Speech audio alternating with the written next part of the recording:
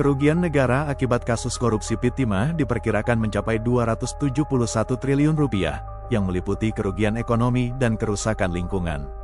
Korupsi PT Timah dimulai dari penerapan program SHP Sistem, harga, dan pengolahan pada tahun 2018 untuk mengamankan pasokan biji timah, namun kemudian terungkap bahwa program ini dimanfaatkan untuk memfasilitasi praktik ilegal melalui kerjasama dengan perusahaan swasta. Tahun 2015 sampai tahun 2022, periode di mana kasus ini terjadi, menurut tuntutan jaksa.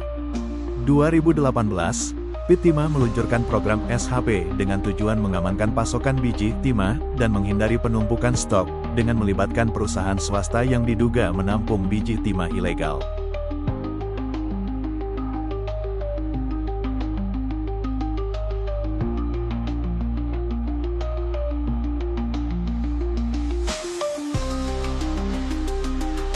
Pada tanggal 23 Desember tahun 2024, Majelis Hakim Pengadilan Tipikor Jakarta menjatuhkan vonis 6,5 tahun penjara terhadap Harvey Moise. Selain hukuman penjara, Harvey juga dikenakan denda 1 miliar rupiah dan diwajibkan membayar uang pengganti sebesar 210 miliar rupiah.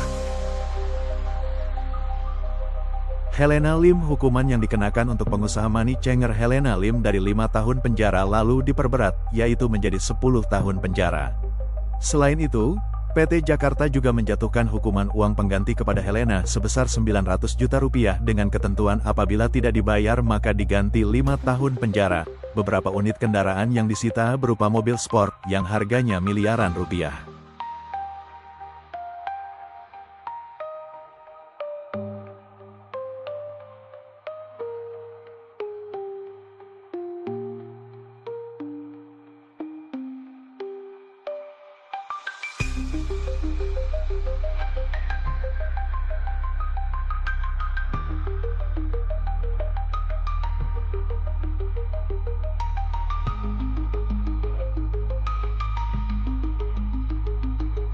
Selaku General Manager Operation CV Venus Inti Perkasa, Ahmad Albani dinilai terlibat dan bersalah dalam kasus korupsi PT Timah. Awalnya, Ahmad Albani dihukum 5 tahun penjara oleh Pengadilan Tipikor pada Pengadilan Negeri Jakarta Pusat, PN Jakpus. Berkat lobi-lobi sejumlah pengusaha timah di Bangka Belitung, hingga berdampak kerugian negara sebesar 300 triliun rupiah. Hingga 27 April lalu, Kejaksaan telah menyeret 21 orang tersangka di pusaran kasus ini. 15 orang diantaranya adalah pihak swasta dan 3 orang mantan Kepala Dinas ESDM Provinsi Bangka Belitung. Turut serta dalam pengkondisian pembuatan kerjasama penyewaan peralatan processing peleburan timah sebagai bungkus aktivitas kegiatan pengambilan timah dari IUP PT Timah. Sebanyak 187 aset milik para tersangka telah disita dan 66 rekening diblokir. Program SHP diinisiasi oleh Direksi PT Timah dengan mengeluarkan instruksi nomor 30 tahun 2018 tentang pengamanan aset biji timah dalam wilayah izin usaha PT Timah. Surat tersebut diteken oleh Direktur PT Timah, Mokhtar Riza Pahlavi, pada 7 Februari 2018. Dari forum sharing session Januari 2019, terungkap PT Timah sudah merogoh kocek hampir 2 triliun rupiah untuk pembelian biji timah dari mitra swasta di tahun 2018. Realitas menemui Musda, mantan Kabid Pengawas Produksi Wilayah Bangka Induk, yang juga ikut dalam forum sharing session kala itu.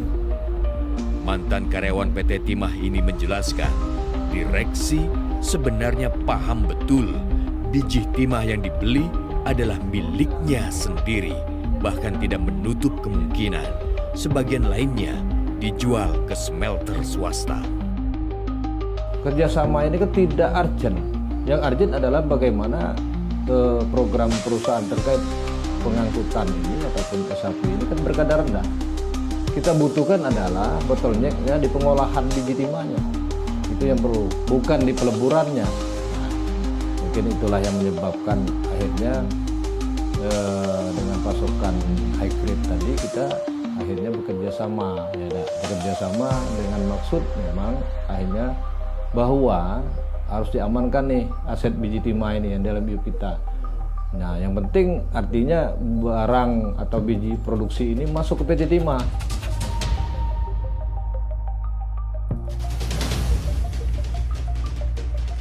Sejak dulu, PT Timah selalu berkuar.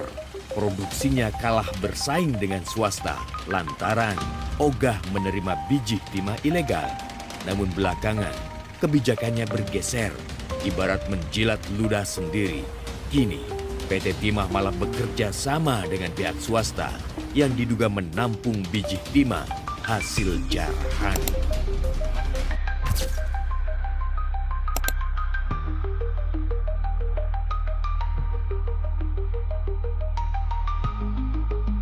Motif utama kasus, tersangka korupsi Pertamina melakukan pengadaan pembelian Pertamax, padahal nyatanya membeli Pertalite untuk dioplos jadi Pertamax.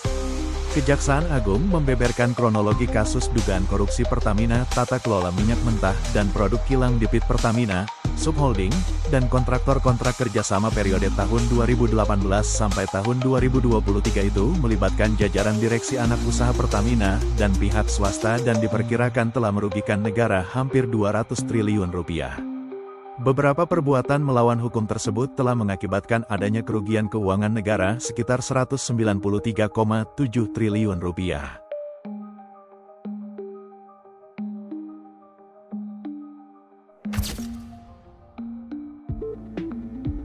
Skema yang dilakukan 18 tersangka dalam kasus dugaan korupsi Pertamina terungkap yang berimbas pada kerugian negara hingga 285 triliun rupiah. Para tersangka berkomplot menjalankan sejumlah bisnis seputar tata kelola minyak mentah dan produk kilang pada PT Pertamina Persero tahun 2018-2023. Kejagung mengungkapkan para tersangka melakukan aksinya masing-masing dalam meraup keuntungan. Di antaranya,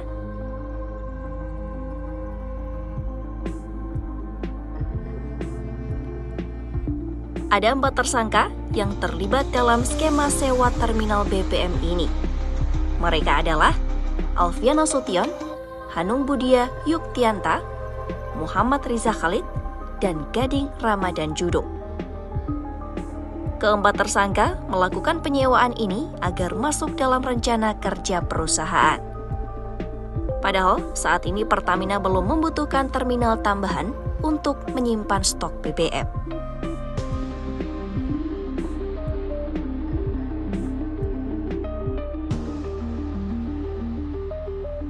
Belum selesai sampai di situ, keempat tersangka mengordinasikan agar kapal pengangkut minyak dari Afrika ke Indonesia bisa dimenangkan perusahaan yang terafiliasi dengannya.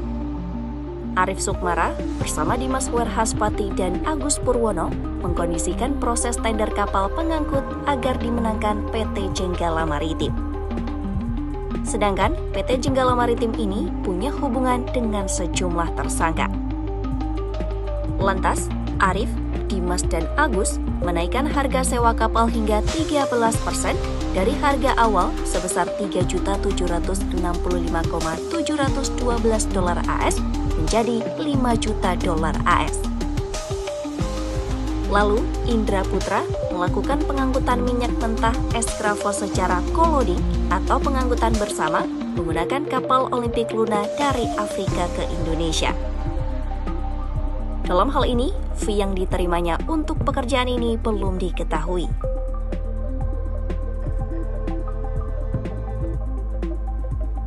Tersangka lain, yakni Dwi Sudarsono, Sani Dinar Saifuddin, dan Yoki Firnandi bersekongkol mengekspor minyak mentah bagian negara atau MMKBN dan anak perusahaan Hulu Pertamina atau minyak mentah domestik pada 2021. Ketiga tersangka melakukan penjualan ini dengan alibi adanya kelebihan stok dalam negeri. Padahal tidak ada kelebihan minyak dan minyak mentah ini seharusnya digunakan untuk kebutuhan dalam negeri. Sementara itu, menurut penyidik, Rifas Yahaan, Sani Dinar Saifuddin, dan Agus Purwono mengkondisikan agar produk minyak dalam negeri tidak diserap sepenuhnya. Akhirnya, pemenuhan minyak mentah maupun produk kilang diperoleh dari impor. Jadi, yang diekspor kemudian dibeli lagi dari supplier yang lain. Harga beli ini jauh lebih mahal dari harga penjualan yang ditentukan untuk produk yang diekspor.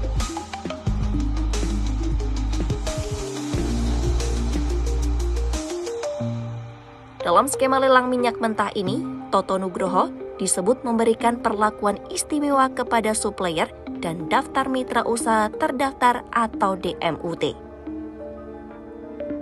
Meski belum diungkap supplier mana yang dimaksud, namun Toto disebut mengundang para DMUT untuk mengikuti pengadaan impor minyak mentah. Padahal mereka tidak memenuhi syarat peserta lelang. Terungkap dalam konferensi pers 25 Februari 2025 lalu, Dwi Sudarsono, Sani Dinar Saifuddin, Agus Purwono, Rifas Yahaan, dan Yogi Firnandi bersekongkol dengan DMUT. Para DMUT ini adalah Muhammad Keri Adrianto Riza, Dimas Werhaspati, dan Gading Ramadan Judo. Sebelum lelang digelar, para tersangka sudah menyepakati harga dan proses lelang dikondisikan berjalan sesuai aturan.